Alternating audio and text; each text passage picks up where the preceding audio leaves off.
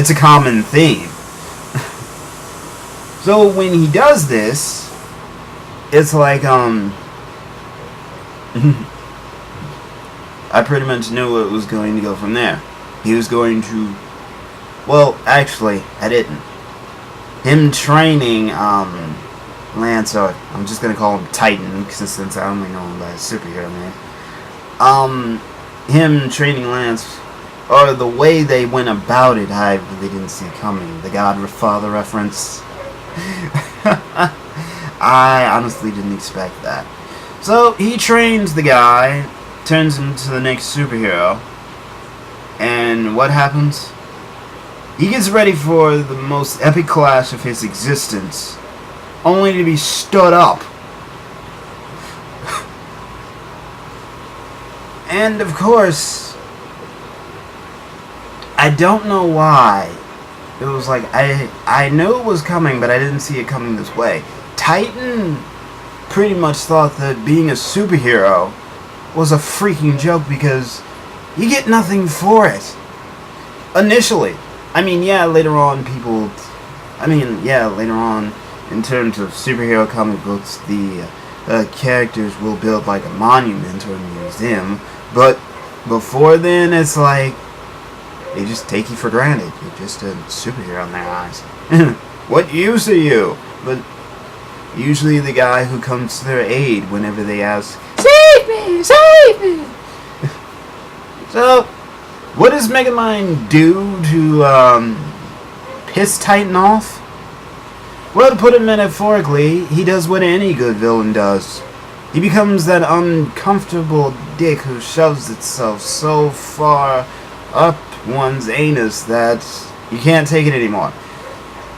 So, now that he's got Titan rip-roaring, hell-raising pissed, by telling him, well, the only thing I can remember, because dadgummit, I put this review off so much I can barely remember certain details of the movie. But the one detail I remember him doing was mentioning that he was the nerdy guy that Roxanne was going out with. So again, now that he has Titan rip-roaring, hell-raising pissed, he can get the clash that he wants. But after Titan just demolishes his mech, he's not going to take him to prison. Oh no, he's going to do the anti-hero thing and kill him. So after Megamind gets saved by his brain drones, because at this point he's pretty much pissed off his minion. Yeah, in between then they kind of had some sort of argument because of Megamind going out with Roxanne under the guise of being Bernard. And Minion, of course, thinks it's a bad idea because, one, she might discover a secret, and I think even the biggest reason, if memory serves me right, is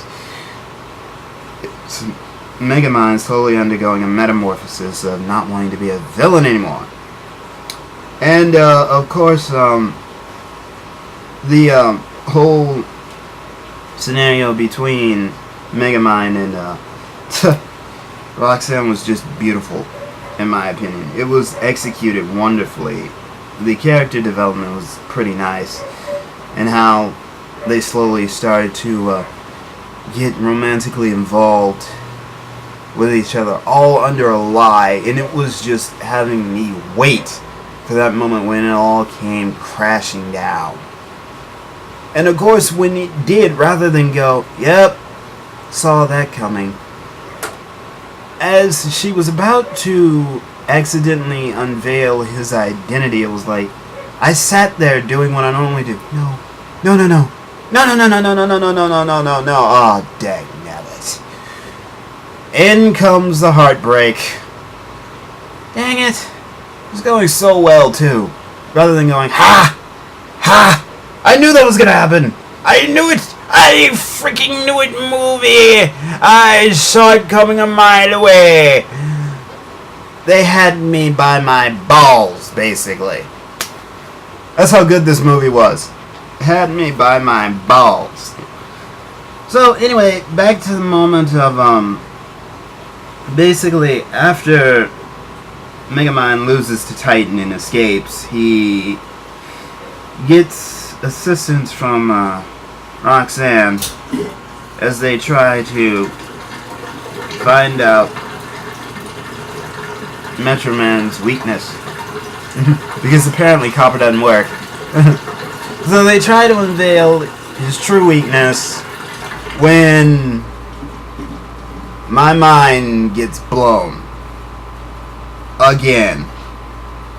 Metro Man somehow survived the explosion.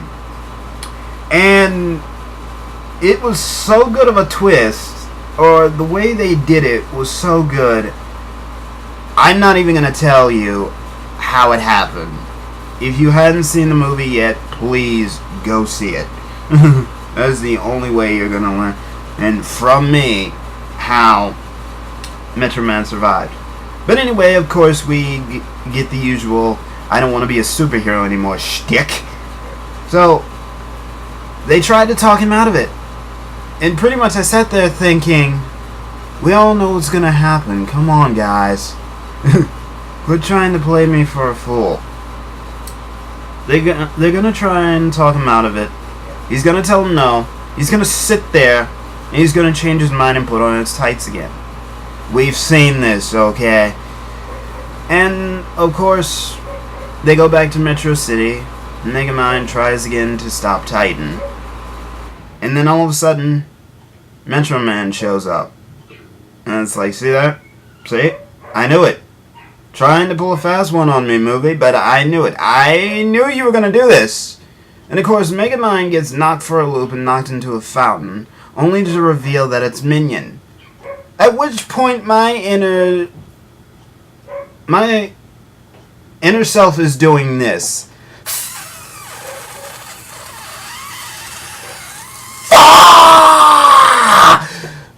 Because I honestly didn't see that coming either. Apparently, the fact that Megamind had disguised himself as Metro Man to scare off Titan, and I understand how. I was so focused on the usual typical movie cliche because it's been given to us 1,000 times in practically every movie that is made in the formula of which Megamind was established in. You know, the whole I quit being a superhero, I don't want to do it anymore. But you have to. No. Please. No. Fine. Later. Maybe I should be a hero. I do miss those glory days. I'm going to put on the tights again.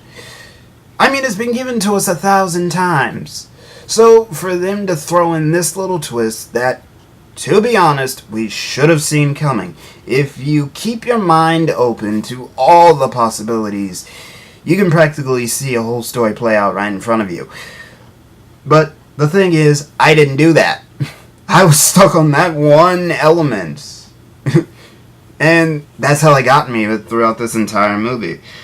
So, apparently, Megamind is, Titan figures it out. Thus, Megamind finds the gun in his car, his invisible car that he left behind. Hee hee ha ha. And, he uses it to defeat Titan.